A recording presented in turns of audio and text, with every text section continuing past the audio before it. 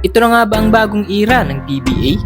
Umiingay na naman ngayon ang PBA dahil sa naglalakihan at naggagalingan na import ngayong Season 50 Commissioner's Cup. Ilang weeks pa nga lang ang nakalipas at ngayon tila nabuhayan ulit ang mga fans ng PBA.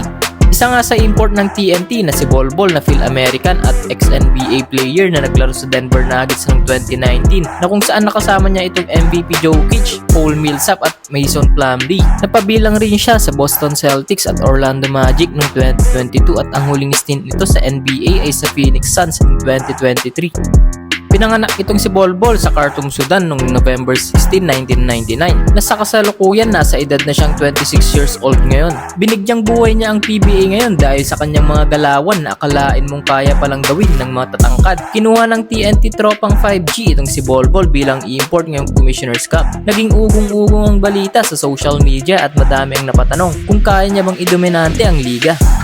Hulingan nilang nakalaro itong SMB at sa wakas magtatapat na ang The Kraken kontra Bol Bol. Panalo nga ang top Entex at dinominan ni Bol Bol hindi lang sa loob ng paint kundi pati sa outside scoring. Nagpapakitang gilas nga itong si Bol Bol sa kanyang mga mala Lebron na supalpal, mala Jordan na dunk at mala Stephen Curry na shooting.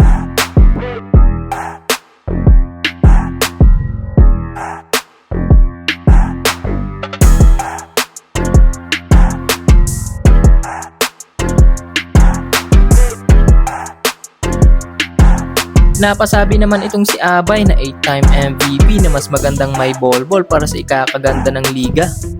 Nakapagtala na nga itong si Bol Bol ng 112 points, 49 rebounds, 7 assists and 10 blocks sa kanyang huling tatlong laro sa PBA. Ngayon ang tanong ng karamihan, magtuloy-tuloy na kaya ang pagsibol at pag-improve ng PBA ngayon?